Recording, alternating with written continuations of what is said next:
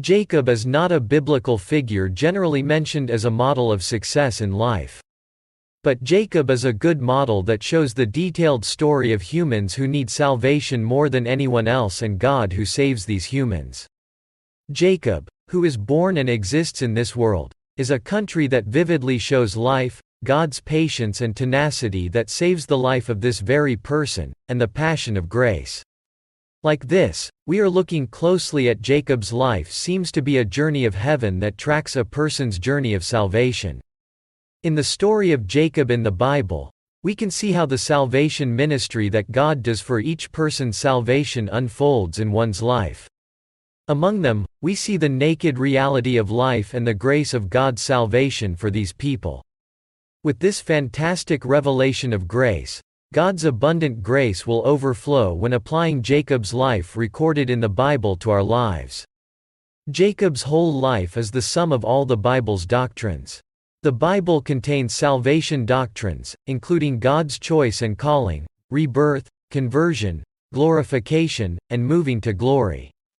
So I feel the most friendly to Jacob among the characters in the Bible. Because he resembles me the most. The word, O worm Jacob, which is this website's name and the word in Isaiah's book, is his name. God who gives infinite love and grace to Jacob, who is like a worm, God who endures and waits for his shortages.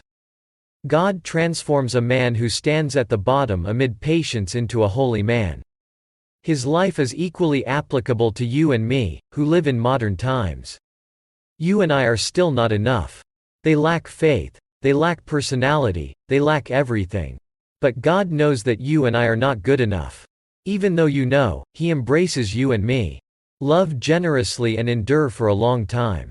However, God does not stand by or neglect. Someday, like Jacob, you and I will be true children of God from worms. So don't be discouraged by what you lack now. If God does not give up on you, you must not give yourself. God is gracious. And the road is patient. Let's get closer to God. That's what you and I should do. For a long time to come, you will see God's touch and method of touching Jacob. Through my website. As you study Jacob's life, you will find a surprisingly meticulous and gracious touch on God's handling of earthworm-like humans. I hope Jacob will broaden his understanding of God and realize how to love himself in God's love truly.